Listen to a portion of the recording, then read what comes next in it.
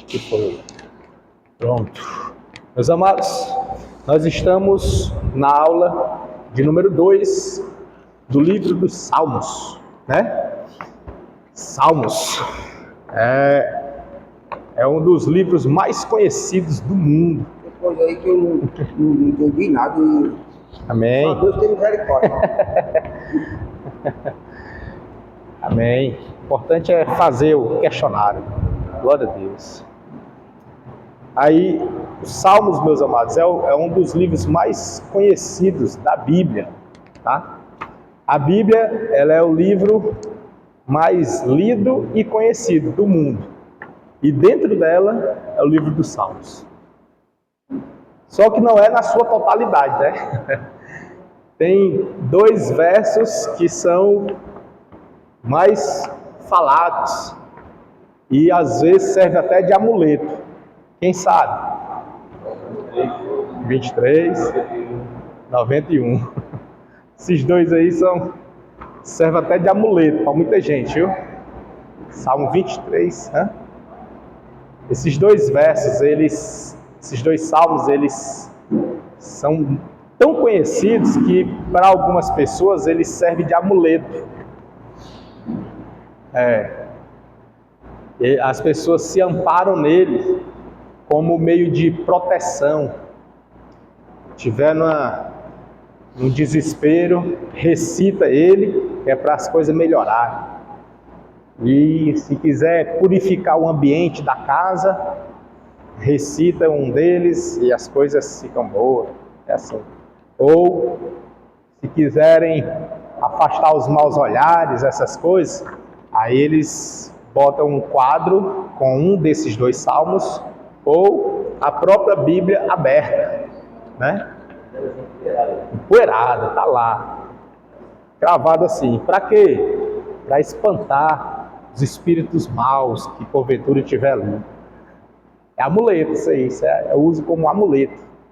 Quando na verdade, nós devemos usar ele aonde? Na nossa vida, né? Praticar. Se eu apenas abrir e deixar lá, não passa de um livro, né? Mas se eu pegar dele, extrair e colocar na minha vida, aí eu vou vivenciar, experimentar o melhor de Deus. Aleluia. Então vamos aqui, o livro dos Salmos. Quem escreveu os Salmos?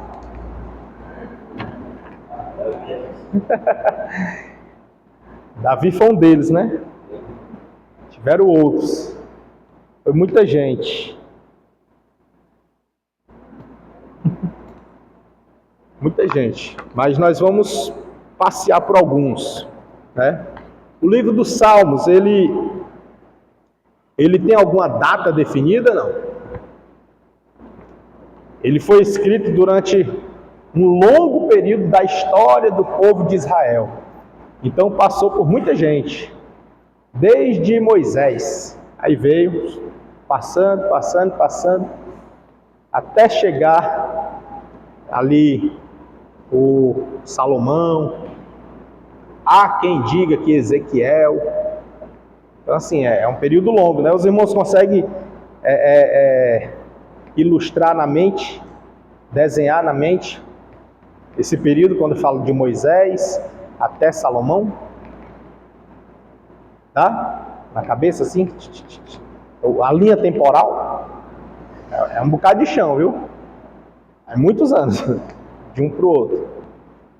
E Salmos perdurou. Não é que ele tenha durado, é que ele estava sendo escrito por todas essas pessoas, passando de geração em geração. Entende? Então ele estava sendo escrito.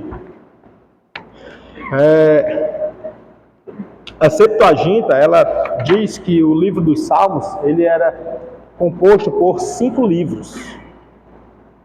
Existem outros entendimentos de que não era bem assim, como a gente já falou desde as primeiras aulas, né? Sempre vai haver, sempre tem aquele que as linhas predominantes e as linhas divergentes, as minoritárias. E aqui no nosso material, a aula de hoje ela está a partir da página número 30, né? Bateu aí? 30. Ela diz aqui, logo no início, a respeito do título, o título de Salmos, né? Ela vai dizer assim, que o título hebraico, obviamente, né, que é hebraico, porque é da época ainda do Antigo Testamento, o hebraico, ele significa livro dos louvores. Então não chamavam de salmos, chamava-se de livro dos louvores. Por isso que lá no Novo Testamento a gente vai ver os apóstolos falarem que quando eles se reuniam, uns tinham cânticos, né? Tinham louvores, e na tradução para nós, a latina, ela já traz como salmos. Então assim, usa esse termo, mas no original o termo era louvores, tá certo? O livro dos louvores. O título adotado pela Septuaginta não é muito apropriado, pois a palavra psalmoi é a tradução da palavra hebraica mismor. Então não é o mesmo de os louvores. O Codex Alexandrinus da Septuaginta nomeia este livro de Psalterion. E a Vulgata adotou o seu título apenas transliterando da Septuaginta, ou seja, seguiu, né? Não mudou nada. E essas traduções, para os irmãos entenderem, as traduções, elas se davam em razão do entendimento do seu conteúdo. Então, conforme era o entendimento do tradutor, ele nomeava.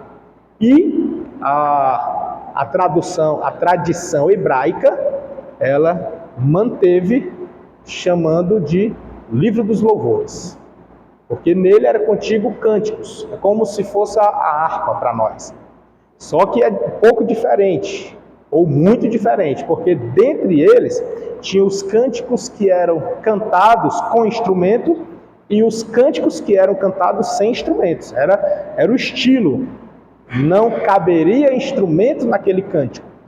Então, no livro dos Salmos tem essa diversificação, porque tem salmos que se cantava com instrumentos, e alguns era somente um tipo de instrumento, e outros era com outros tipos de instrumento. Então, tinha essa peculiaridade, diferente de nós que temos a harpa cristã, né, que é cantada e tocada com todos os instrumentos, né? Há quem goste mais da harpa somente no teclado, e há quem goste da harpa somente no violão, mas a gente sabe que cabe nela o seu canto acompanhada de todos os instrumentos. Já nos salmos não. Nos salmos tinha salmos que só caberia a harpa, aquela harpa grandona, de dedilhar, até falei na aula passada, né? E outras só cabia as flautas, entende? Outras só cabia essa daqui, ó. Tem vários tipos de salmos. Então cada salmo tem salmo que é de oração, salmo que é cântico, salmo que é dedicatório, uma dedicação, doutrinário, gratidão. Então assim, por isso que cada um tem a sua peculiaridade.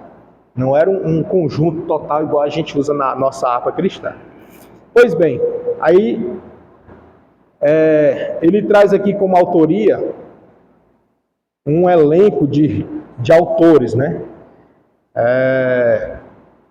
Na tradução judaica, ele declara que Davi escreveu o livro dos Salmos auxiliado por 10 anciãos. Quando fala assim, os 10 anciãos, aqui ele traz a ideia de que esses anciãos tivessem os mesmos nomes dos ancestrais. Porque não estavam acompanhados por ele. Então, na tradição judaica, ela entende que esses anciãos tinham o mesmo nome dos ancestrais. Aí ele bota aqui, acompanhado por Adão. Adão não é o Adão lá de Eva. Acompanhado por Melquisedeque, por Abraão, tá vendo? Obviamente que Davi não foi contemporâneo dessas pessoas, né? Então, se na tradição judaica diz que Davi estava acompanhado por 10 anciãos, aí vai listar o nome deles. E o nome deles é o nome dos ancestrais. Igual hoje tem João. Não necessariamente é o João, o apóstolo do amor, entende? É um João que recebeu o nome de João, aqui no Ocidente. Dá para compreender aqui? Que é para os irmãos não fazerem... Sim.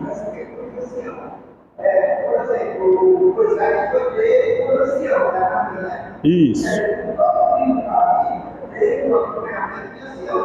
Exato.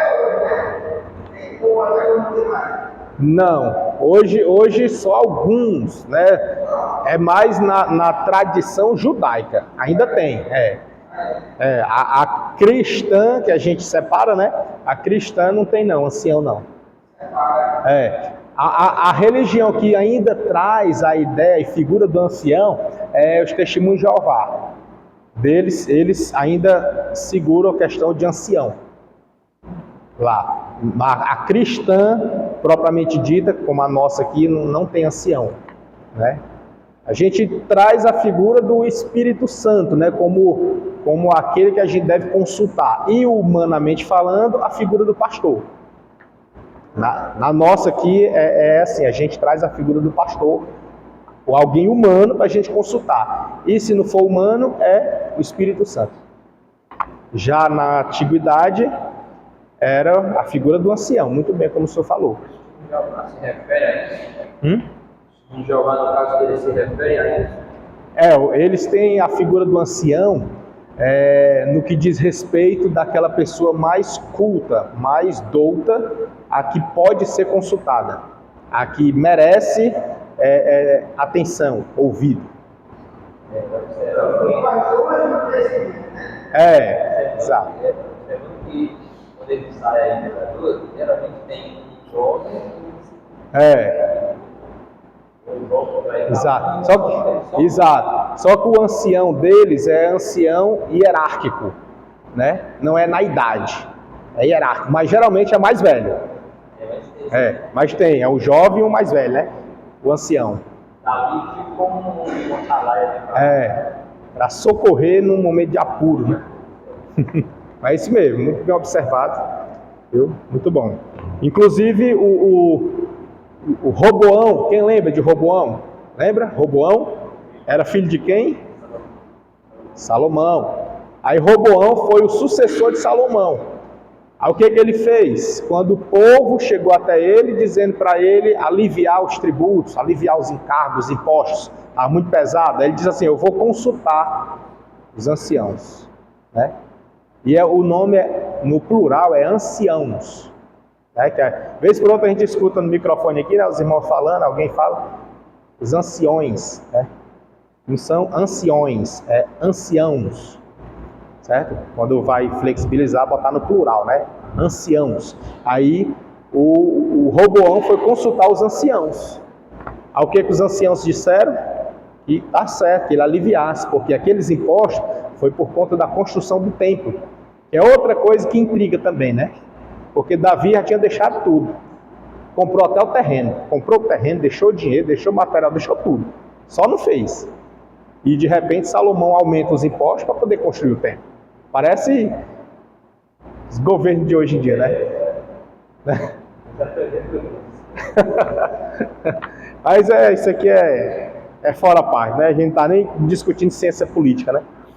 Mas, enfim, ele foi consultar os anciãos. Os anciãos deram conselho bom. Aí ele, não, eu vou consultar meus amigos. Aí foi consultar os amigos dele, os jovens, igual ele. Só que jovem assim, tá, irmãos? Era jovem. A Bíblia chama de jovem, mas na verdade era o jovem de 40 anos.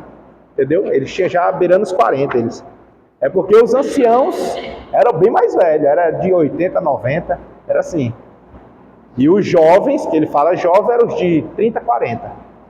Eram pessoas maduras também, né? Só que a mentalidade era outra, né? Entende? Dá para compreender isso, não? Amém. Aí,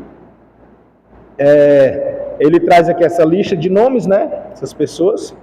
E ele traz também Asaf e 3 filhos de Coré. Evidentemente que Davi, ao compor os salmos, não teve a assistência dessas pessoas, né? Ele diz, né? Esta afirmação deve ser reinterpretada, por não possuir qualquer fundamento histórico. Melhor do que nós, os homens da grande sinagoga, que escreveram o Talmud, que é uma citação, né? Ele está dando a citação. E na época, pela tradição judaica, eles já falavam isso. Que, melhor do que nós, hoje, os grandes da sinagoga. Porque eles, provavelmente, tiveram conhecimento mais próximo dos escritores de Salmos. Porque foram eles que escreveram o Talmud. Então, quando eles escreveram o Talmud, como era uma data mais antiga, mais longínqua, provavelmente eles estiveram mais próximos de quem escreveu os Salmos. Então, aqui ele está fazendo uma citação, dizendo assim, que esta afirmação deve ser reinterpretada, por não possuir qualquer fundamento histórico. Ponto. Aí diz assim, melhor do que nós, os homens da grande sinagoga, que escreveram o Talmud, certamente sabiam o distanciamento cronológico entre estes personagens bíblicos e Davi. Provavelmente que Davi compôs muitos dos salmos. Outros foram escritos durante o seu reinado e o reinado de Salomão. E os demais foram escritos num período pós-exílico. Os irmãos entendem o que é pós-exílico? É aquele exílio babilônico, né? O babilônico foi cerca de quanto tempo? 70 anos, cativeiro, longe de Jerusalém. Jerusalém destruída e o povo lá na Babilônia, cativo, 70 anos. E aí vem N colocações para esses 70 anos aí. Lá na frente vocês vão ver. Quando estiver lá, acho que lá por Daniel e Apocalipse, escatologia, vocês vão ver essa questão dos 70 anos aí de novo. Tá? Alguns até defendem que era a soma dos anos sabáticos.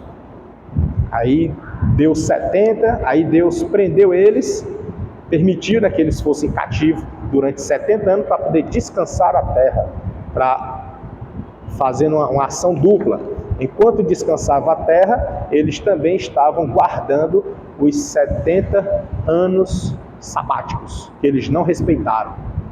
Então, assim, é muito. Essa aqui é só uma que eu estou falando aqui, né? Mas vocês vão ver, é muita coisa.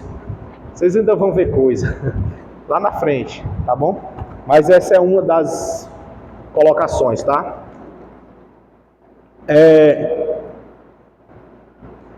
Algumas passagens do Antigo Testamento indicam Davi compondo cânticos para o santuário. Como diz lá em 1 Crônicas 6:31, 16:7, 25:1, Esdras 3:10, Neemias 12:24, 36:45, os versos, né? E Amós 6:5. Sabe-se que Davi foi talentoso músico. Davi também era poeta. Ele era um homem de profunda sensibilidade e riqueza de imaginação.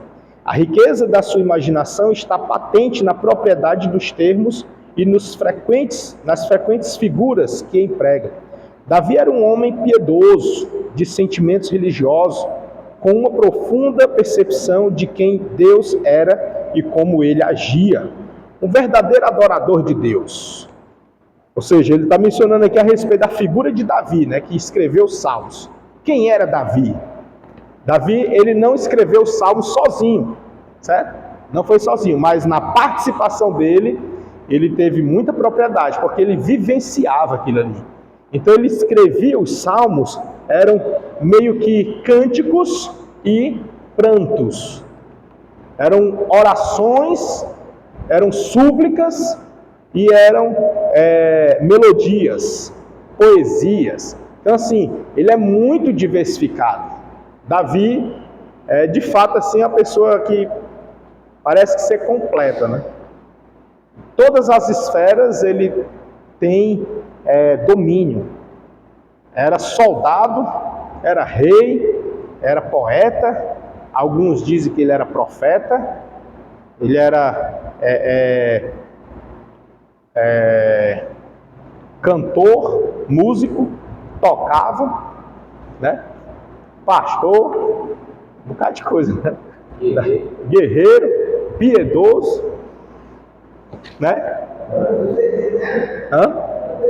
Era. Hã? Tinha dinheiro, né? E ele assim, quando a gente começa a analisar, tipo assim, ele sendo o homem segundo o coração de Deus, me parece que essas qualidades é que demonstram o diferencial dele por ser segundo o coração de Deus. Porque percebemos uma coisa, Deus, ele não tem a sua ação de maneira uniformizada. O que é isso? Deus ele não age só de um jeito, ou só com uma pessoa. Perceba que Deus ele age na multiforme graça divina. Ele age de diversas maneiras. Tem coisas que a gente pensa assim, não é Deus não, e de repente é Deus. Tem coisas que a gente pensa assim, rapaz, Deus, não é Deus mesmo não, aí de repente é Deus de novo.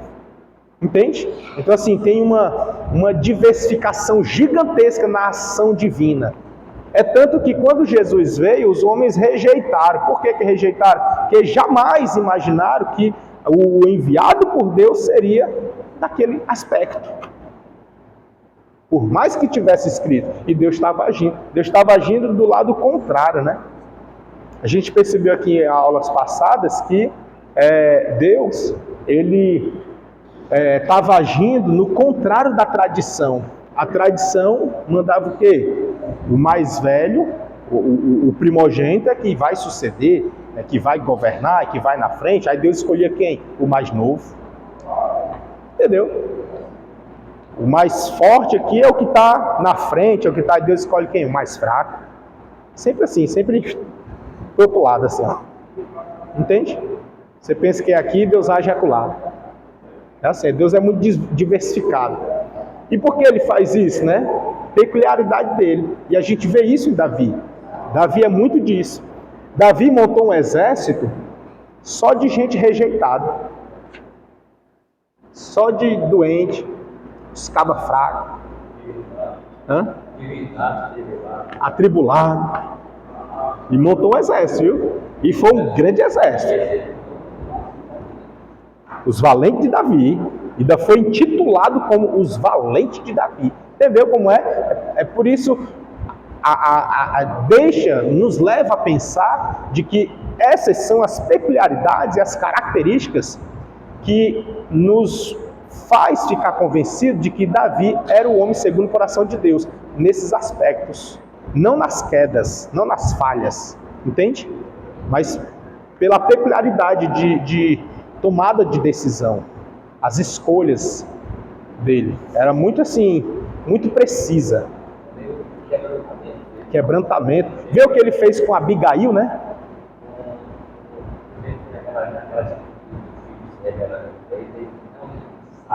Ele sai, exatamente, né? Pai do Senhor, tudo bom?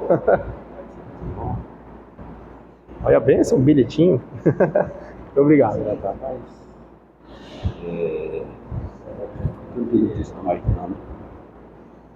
Eu falo com ele, aí ele diz que está resolvendo os problemas e pronto.